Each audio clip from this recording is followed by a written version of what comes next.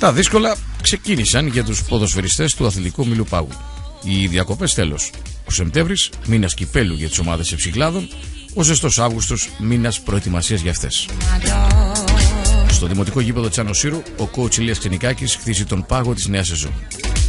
Δείτε τι μας είπε στην κάμερα της Αιγαίου Τηλεόρασης. Κοντά μας έχουμε και τον προπονητή του Αθλητικού Ομίλου Πάγου, τον κύριο Ηλία Ξενικάκη. Ηλία, πρώτη ημέρα σήμερα για την ομάδα του Αθλητικού Ομίλου Πάγου. Πες μας λίγα λόγια για τη φετινή χρονιά και είναι οι βλέψεις της ομάδας. Εντάξει, η ομάδα, όπως ξέρετε, πέρσι έκανε μια μεγάλη προσπάθεια. Το καλοκαίρι αποδυναμωθήκαμε γιατί φύγανε κάποια παιδιά από την ομάδα. Η ομάδα έχει κινηθεί, έχει κάνει κάποιες μεταγραφές, έχει προσπαθήσει να ενισχύσει το ρόστερ. Νομίζω ότι είμαστε σε καλό δρόμο. Αν γίνουν και ένα-δύο κινήσεις ακόμα που έχουμε ζητήσει εκεί που η ομάδα θεωρώ ότι έχει πρόβλημα, πιστεύω θα παρουσιαστούμε ανταγωνιστική. Θεωρώ ότι το πρωτάθλημα θα είναι δύσκολο, θα είναι καλό το πρωτάθλημα. Έτσι, με την παρουσία αυτή της Α και της Β κατηγορίας, αν τελικά διεξαχθεί έτσι.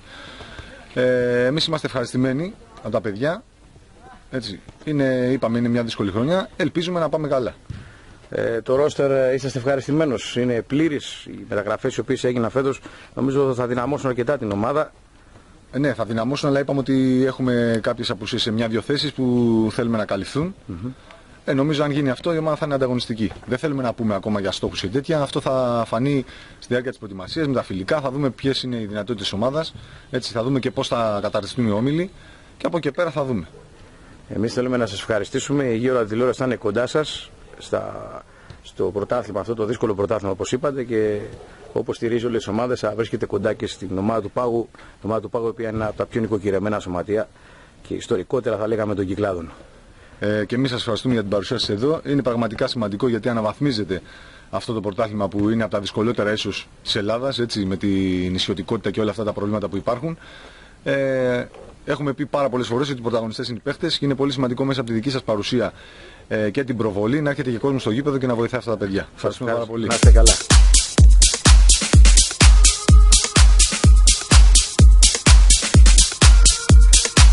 Μπορεί η ζέστη να έκανε αισθητή την παρουσία της στο γήπεδο, αλλά η διάθεση των παικτών του Πάγου να δουλέψουν ήταν εμφανής στον αγωνιστικό χώρο. Στην κάμερα της Αιγαίου Τηλεόρασης μας μίλησε και ο πρόεδρος του Αθλητικού Ομίλου Πάγου, ο κύριος Χρήστος Δρούσος. Μίλησε για όλους και για όλα, για τις μεταγραφές, τη μετακίνηση του Κάρολου Ρούσου στον Ναό Σύρου, αλλά και για τη νέα χρονιά. Δείτε τι μας είπε.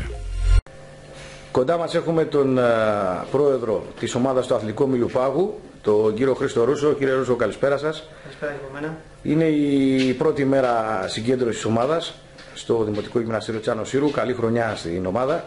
Ο Πάγος, ο οποίος ενισχύθηκε αρκετά, θα λέγαμε, φέτος. Υπήρξαν κάποιοι ποδοσφαιριστές οι οποίοι έφυγαν. Θέλουμε να ακούσουμε τις δικές σας απόψεις για την φετινή χρονιά. Πώς βλέπετε αυτή τη χρονιά και ποιοι είναι οι στόχοι της ομάδας. Καταρχήν, να πω σε όλη μια καλή χρονιά να έχουμε και σε όλες τις ομάδες. Μια υγιή χρονιά. Από την ομάδα φύγανε μερικοί ποδοσφαιριστές που ήταν από τους καλύτερους ποδοσφαιριστές της ομάδας που είχαν έρθει σαν μεταγραφή. Εκεί έχω να πω πως έχουμε καλή τύχη στα παιδιά της ομάδας που πήγανε και να τονίσω ότι έφυγαν, δεν μας τους πήρανε. Με όλη μας την καλή καρδιά έφυγαν από την ομάδα και με τον Παλάτη με τις καλύτερες σχέσεις έφυγε από εμάς και με τον Κάρολο. Με τον Κάρολο είχαμε μια άτυπη συμφωνία και επειδή εμείς στον Πάγο είμαστε σοβαροί πάνω απ' όλα, είχα κρατήσει εγώ το λόγο μου να φύγει χωρίς τίποτα. Ούτε χαρτιά είχαμε υπογράψει και όπως το παιδί σεβάστηκε τη χρονιά τη συμφωνία μου, έτσι και εγώ στο τέλος της χρονιάς έφυγε. Δεν μας τον πήραν όπως είπανε, ούτε όποιον θέλουν παίρνουν από τον Πάγο πλέον. Από τον Πάγο πλέον υπάρχει ένα σκεπτικό πως ο κάθε ποδοσφαιριστής με τη συμφωνία που θα είναι και θα μένει και θα φεύγει. Όπως και οι ποδοσφαιριστές που αποκτηθήκανε και ο Τζόρτζης και ο Λεό ήρθαμε σε μια συμφωνία και ο Σταμούλης δεν τον κλέψαμε από τον ΑΟΣ, είχε έρθει σε μια συμφωνία, δεν τηρηθήκαν κάποια πράγματα. Εγώ έκανα μια επικοινωνία με το παιδί γιατί έχει γίνει ένα σενάριο με το Σταμούλη και τα έχουν βάλει με το παιδί δεν φταίει. Το παιδί, εφόσον δεν του δίνανε σημασία, βρέθηκα εγώ, μου είπε τα πράγματα που ήθελε και αμέσως την άλλη μέρα τα έκανα δεκτά και έρθε σε μένα. Τώρα από εκεί πέρα τι λένε τα καφενεία και τι λένε ο καθένας δεν με ενδιαφέρει. Εγώ έχω να πω πως φέτος την ομάδα μου θα την υπερασπιστώ όσο είναι, γιατί έχω βαρθεί αυτή την κατρακύλα των ομάδων να λένε και να κάνουν στους δρόμους και όταν φτάνουν στα γραφεία να υπογράψουν κάνουν όλοι πίσω, γιατί και το ποδοσφαιριστής δεν είναι θύμα, ούτε υπάλληλος καμιανού, το κέφι του κάνει, και ειδικά αν είναι από κάποιο ξένο μέρος και Συριανός, έρχεται για 2 ώρες, αφιερώνει τον χρόνο του και πρέπει να είσαι και εσύ απέναντι του εντάξει. Από εκεί πέρα τελειώνει αυτή η κολόνια με τον Άγγελο, τι έκανε και τι είπε και αυτά. Το παιδί σε μένα μου φέρθηκε σωστά, μου είπε κιόλας να μην υπάρχουν παρεξηγήσεις, λέω παρεξηγήσεις δεν υπάρχει με κανέναν. Εφόσον εσύ θες, τελειώνει εδώ. Εφόσον δεν σου δίνουν απάντηση, δεν μπορεί να περιμένεις εσύ να τελειώσει η σεζόν για να διαλέξει ομάδα. Δύσκολη φετινή χρονιά. Οι βλέψεις οι οποίες έχει η ομάδα του Πάγου, ο Πάγος άλλωστε είναι ένα από τα πιο νοικοκυρεμένα και ιστορικά σωματεία των Κυκλάδων.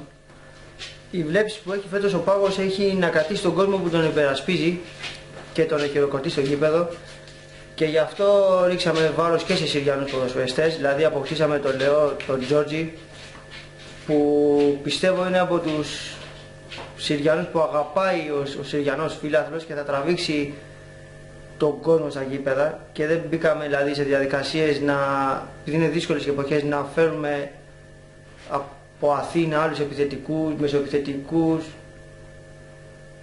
και να κρατήσουμε όσο μπορούμε να δείξουμε το βάρος στα Συριανά παιδιά. Φέτος το σύστημα του πρωταθλήματος στη δεύτερη του φάση αλλάζει σε σχέση με πέρυσι. Πιστεύετε ότι το πρωτάθλημα γίνεται πιο ανταγωνιστικό με τα παιχνίδια τα οποία θα διεξαχθούν στο δεύτερο γύρο μεταγενέστερα, δηλαδή στη δεύτερη φάση, καλύτερα στις έδρες μέσα και έξω των ομάδων? Νομίζω ότι είναι καλή κίνηση αυτή η κίνηση από την ΕΠΣ. Το κάνει πιο ανταγωνιστικό δηλαδή το πρωτάθλημα? Το κάνει ανταγωνιστικό, αλλά ακόμα θέλουμε να δούμε και τα δρομολόγια. Ακόμα όλοι είμαστε σε μια φάση διεξαγωγής του πρωταθλήματος. Εντάξει, αυτή η ερώτηση έχει να κάνει βέβαια με τα προβλήματα τα οποία γνωρίζουμε όλοι, τα οποία ταλανίζουν τα νησιά μας, κακά τα ψέματα. Απλά ήθελα να πάρω την άποψή σας πάνω σε αυτό. Είναι πιο ανταγωνιστικό και θα είναι και πιο ωραίο, θα είναι. Ζήτημα. Αρκεί να πραγματοποιηθεί κιόλας. Κύριε Ρούσο, δεν θέλω να σας κουράσω άλλο. Σας ευχαριστώ πάρα πολύ για αυτά τα λόγια τα οποία μας είπατε. Θα έχουμε την ευκαιρία βέβαια και όλη τη χρονιά μέσα από την Αιγαίο Τηλεόραση να πούμε πολλά περισσότερα. Καλή χρονιά, εγώ σας εύχομαι, με υγεία πάνω απ' όλα. Ευχαριστώ πολύ και εγώ την πλευρά μου. Θα ήθελα να είσαστε κοντά σε όλες τις ομάδες, να γράφετε και τα καλά και τα κακά, να ακολουθείτε τις ομάδες, γιατί ο κόσμος θέλει τον αθλητισμό και εμείς τη βοήθειά σας για να βλέπουν το έργο που παράγουμε προς τα έξω, γιατί είναι πολύ δύσκολα και για τις ομάδες, τα οικονομικά είναι δύσκολα για όλους, και πιστεύω πως φέτος το χειροκρότημα του κόσμου θα είναι που θα μας δίνει κουράγιο σε όλους μας για να συνεχίσουμε. Σας ευχαριστούμε πολύ. Να είστε καλά. Το χτίσιμο της νέας χρονιάς του Πάγου λοιπόν ξεκίνησε. Ο στόχος, μια καλή πορεία στο δυσκολότερο πρωτάθλημα της Ελλάδας ίσως, των Κυκλάδων. Το καλό και ποιοτικό ποδόσφαιρο, και όσο πιο ψηλά καταφέρει να βρεθεί η ομάδα, οι στόχοι της. Βαγγέλης Μαραγκός για την Αιγαίο Ραδιοτηλεόραση.